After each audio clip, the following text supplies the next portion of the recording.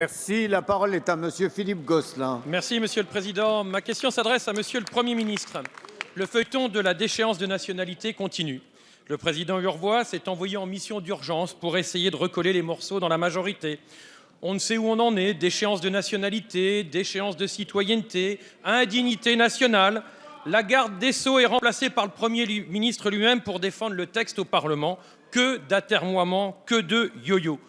Les Français, eux, attendent de se sentir en sécurité.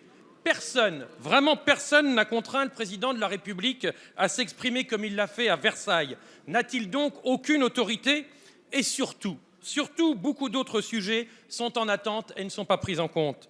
Les agriculteurs français lancent un cri d'appel. Crise du porc, crise du lait, crise de l'élevage, crise légumière désormais, crise pour tous, si j'ose dire.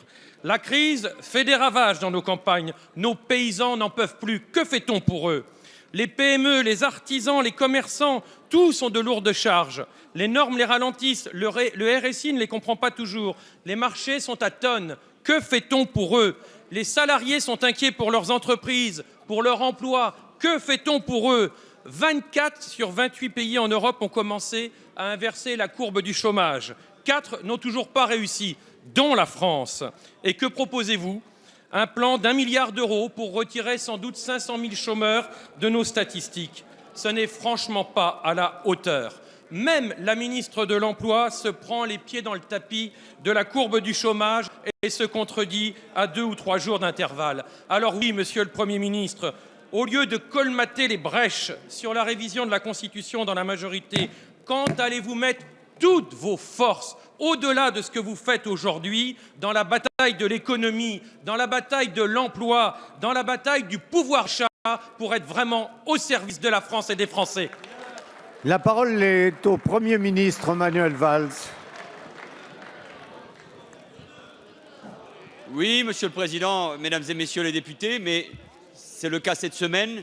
Je réponds à la dernière question, qui, sans avoir l'outrance de celle d'hier, mélange, mais avec votre propre cohérence, et je la respecte, toute une série de sujets. Chacun peut parler, ne vous inquiétez pas, Monsieur le Président. Mais celui qu'on entend surtout, c'est vous, mais rarement, Monsieur Jacob, sur le fond et sur les propositions. Je réponds à Monsieur Gosselin. Et je répondrai à la première partie, de votre question. Parce que précisément, vous avez voulu, je pense, ramener à l'essentiel. Et l'essentiel, c'est la situation de notre pays, confronté d'abord à une menace terroriste sans précédent, à des attaques, bien sûr, au mois de janvier et au mois de novembre dernier. Et c'est mon cas, c'est pour chacun d'entre vous la même chose. Nous devons nous souvenir d'abord de ces victimes et de ces centaines de blessés et de leurs milliers de proches, parce que le pays est encore sous le choc, sous le coup et sous la sidération de ces événements.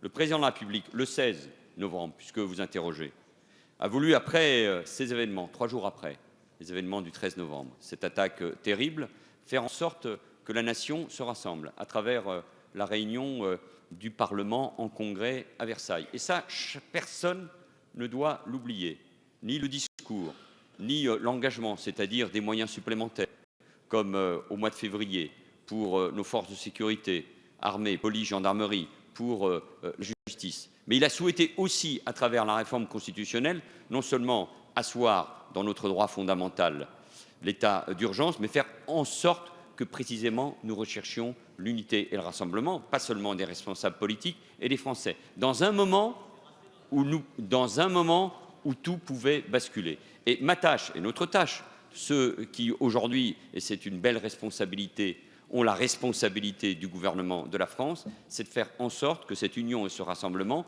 sur ce sujet majeur soient en permanence assurés. Et ce poids de responsabilité, il est évidemment sur les épaules du gouvernement, mais sur les épaules de chaque parlementaire. D'autant plus que les mots que nous avons décrits les uns et les autres, il y a d'ailleurs tout juste 1 an dans cette enceinte, sur ce qui se passe dans un certain nombre de nos quartiers, sur le racisme, sur le rejet de l'autre, sur un mal profond qui dit d'ailleurs tout le reste, l'antisémitisme, l'antisémitisme. Le ministre de l'Intérieur répondait hier à une question d'un parlementaire sur cette agression insoutenable à Marseille, sur la montée de l'antisémitisme qui viennent malheureusement de très loin, celui de l'extrême droite, qu'on le retrouve sur les réseaux sociaux, celui de Dieudonné, de Soral, celui d'une partie malheureusement de l'extrême gauche qui s'est perdue sur ces questions-là. Ça nous oblige les uns et les autres, monsieur le député, à être, vous le dites, à la hauteur de la situation sur tous les domaines. C'est vrai, bien sûr, et d'abord sur la sécurité. C'est vrai dans la manière de lutter contre le racisme et l'antisémitisme, dans la volonté de rassembler les Français, mais c'est vrai aussi sur tous les autres sujets. C'est la responsabilité du gouvernement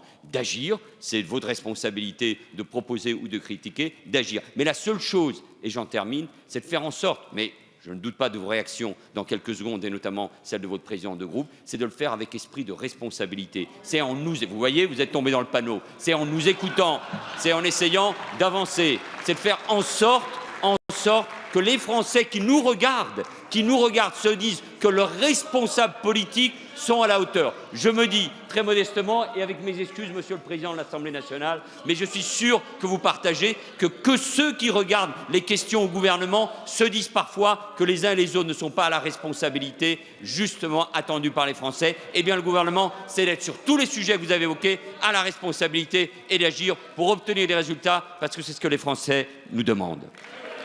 Merci, Monsieur le Premier